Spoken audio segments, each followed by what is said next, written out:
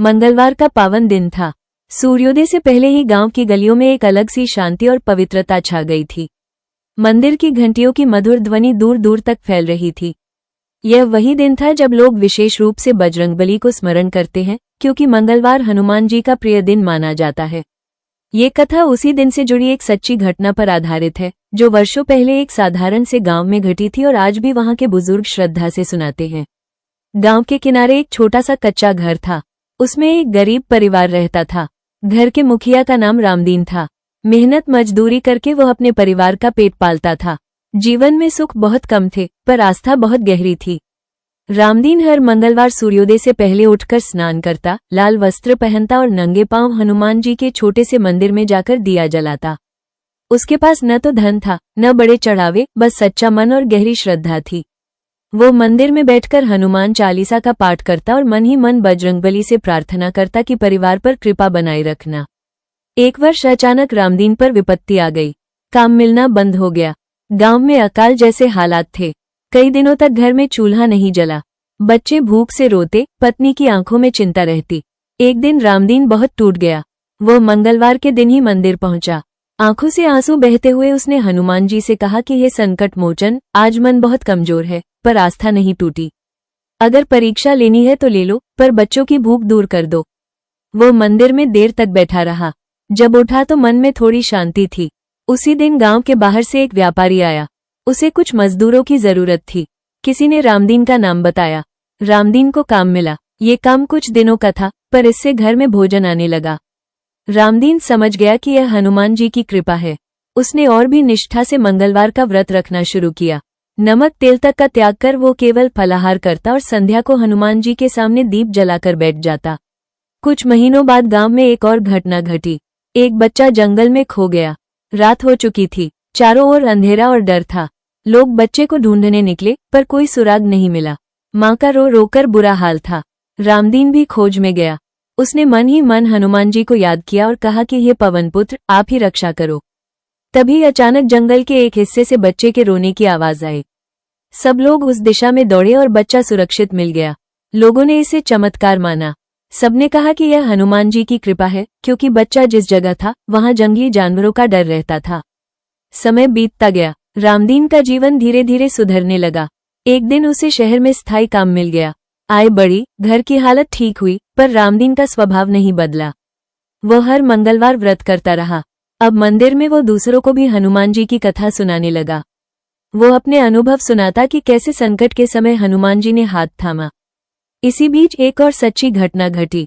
गांव में एक युवक था जो बुरी संगति में पड़ गया था। नशा, झगड़ा, घरवालों से दूरियां, सब कुछ बढ़ता जा रहा था। उसकी मां हर मंगलवार मंदिर जाकर रोती और हनुमान जी से प्रार्थना करती कि मेरा बेटा सही राह पर आ जाए। एक रात उस युवक ने सपना देखा। सपने में एक विशाल वानर रूपी तेजस्वी स्वरूप प्रकट हुआ। लाल आंखें, गदा हाथ में, पर चेहरे पर करुणा थी।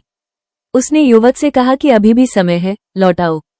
सुबह उठते ही युवक का मन बदल गया।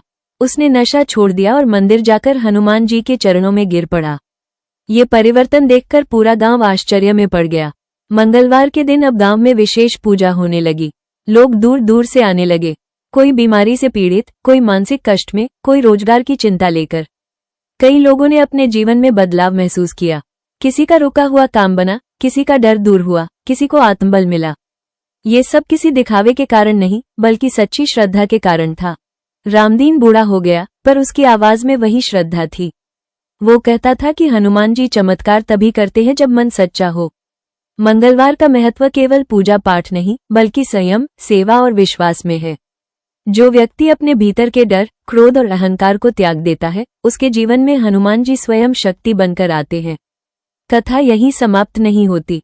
आज भी उस गांव में हर मंगलवार सुबह मंदिर में दीप जलता है। लोग बिना किसी स्वार्थ के हनुमान चालीसा का पाठ करते हैं। वहां कोई बड़ा मंदिर नहीं, कोई सोना चांदी नहीं, पर शांति और विश्वास है।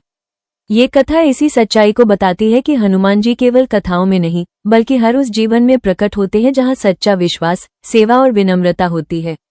मंगलवार की यह कथा हमें यही सिखाती है कि संकट कितना भी बड़ा क्यों न हो, अगर मन में बजरंगबली का स्मरण हो तो राह स्वयं बन जाती है। हनुमान जी भक्त की परीक्षा लेते हैं, पर उसे कभी अकेला नहीं छोड़ते। यही उनकी सबसे बड़ी लीला और यही इस सच्ची कथा का सार है। कथा आगे बढ़ती है और उस गांव की आस्था और भी गहरी होती चली गई। समय के साथ रामदीन की कथा आसपास के गांवों तक फैल गई। लोग कहते थे कि वहां मंगलवार को जो शांति मिलती है वो कहीं और नहीं। कई ऐसे लोग आए जो जीवन से हार चुके थे, कोई बीमारी से टूटा हुआ, कोई कर्ज में डूबा, कोई मन के भारी दुख लेकर। वे मंदिर में बैठते, कुछ देर आंख बंद करके हनुमान जी का नाम लेते और बिना कुछ मांगे लौट जाते। आश्चर्य ये था कि लौटने के कुछ दिनों बाद ही उनके जीवन में कोई न कोई राह खुल जाती। एक बार की बात है, पास के शहर से एक व्यापारी आया।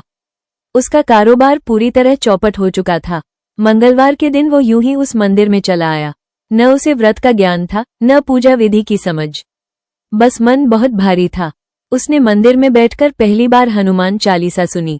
शब्द समझ में पूरी तरह नहीं आए, पर मन को गहरा सुकून मिला। लौटते समय उसने मन ही मन कहा कि अगर जीवन संभल गया तो हर मंगलवार यहाँ आऊंगा। कुछ ही समय में उसका रुका हुआ पैसा वापस मिला और व्यापार फिर चल पड़ा। उसने अपना वचन निभाया और हर महीने एक मंगलवार उस गांव आकर सेवा करने लगा। इसी तरह एक वृद्धा महिला थी जो वर्षों से चल नहीं पाती थी। मंगलवार के दिन उसे परिजन मंदिर ले आए। वो जमीन पर बैठकर रोती रही और बस इतना कहती रही कि अब जीवन बोझ लगने लगा है। उस दिन कुछ भी चमत्कार नहीं हुआ, पर उसके मन का बोझ हल्का हो गया। धीरे धीरे उसने हिम्मत करना शुरू किया, इलाज कराया और कुछ समय बाद सहारे से चलने लगी। वो कहती थी कि यह केवल शरीर की नहीं, मन की भी बीमारी थी, जिसे हनुमान जी ने दूर किया। रामदीन अक्सर कहा करता था कि हनुमान जी शक्ति के साथ साथ सेवा और विनम्रता का स्वरूप हैं। वो युवाओं को समझाता कि मंगलवार को केवल तेल सिंदूर चढ़ाना ही पर्याप्त नहीं, बल्कि क्रोध पर संयम रखना, बड़ों का सम्मान करना और किसी दुखी की सहायता करना भी हनुमान जी की सच्ची पूजा है। धीरे धीरे गांव के लोग भी यह समझने लगे। झगड़े कम होने लगे, आपसी सहयोग बढ़ने लगा। एक मंगलवार ऐसा भी आया जब गांव में भारी तूफान आया। पेड़ गिर गए, कई घरों को नुकसान पहुंचा, पर मंदिर को कुछ नहीं हुआ। लोग इसे संयोग नहीं मानते थे। वे कहते थे कि यह स्थान केवल ईंट पत्थर का नहीं, बल्कि विश्वास का है। उस दिन लोगों ने मिलकर टूटे घरों की मरम्मत की, एक दूसरे की मदद की और शाम को मंदिर में दीप जलाकर सामूहिक रूप से हनुमान चालीसा का पाठ किया। उस पाठ में जो शक्ति थी वो शब्दों में नहीं बताई जा सकती। रामदीन के अंतिम दिन भी मंगलवार को ही आए। सुबह उसने स्नान किया, मंदिर गया और देर तक हनुमान जी के सामने बैठा रहा। लौटकर उसने परिवार से कहा कि डरना मत, हनुमान जी ने जीवन भर साथ दिया है। उसी रात शांति से उसने शरीर त्याग दिया। गांव वालों ने कहा कि यह भी हनुमान जी की कृपा है कि भक्त को बिना कष्ट के बुला लिया। आज भी उसकी कथा मंगलवार के दिन सुनाई जाती है। लोग कहते हैं कि यह कोई कल्पना नहीं, बल्कि जीवन में घटित सच्ची घटनाएं हैं। ये कथा हमें यह विश्वास दिलाती है कि हनुमान जी केवल संकट हरने वाले ही नहीं, बल्कि मन को मजबूत करने वाले देवता हैं। जो उन्हें सच्चे मन से याद करता है, उसका साहस बढ़ता है, भय दूर होता है और जीवन को सही दिशा मिलती है।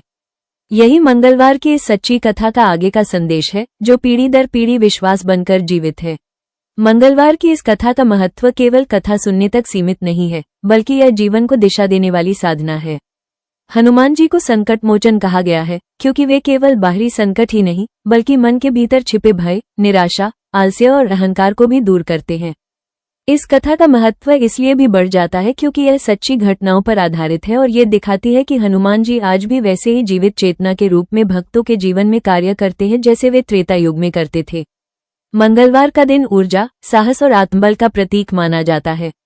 जो व्यक्ति नियमित रूप से मंगलवार को हनुमान जी का स्मरण करता है, उसके भीतर निर्णय लेने की शक्ति बढ़ती है, भय कम होता है और जीवन में आने वाली बाधाएं धीरे धीरे हटने लगती हैं।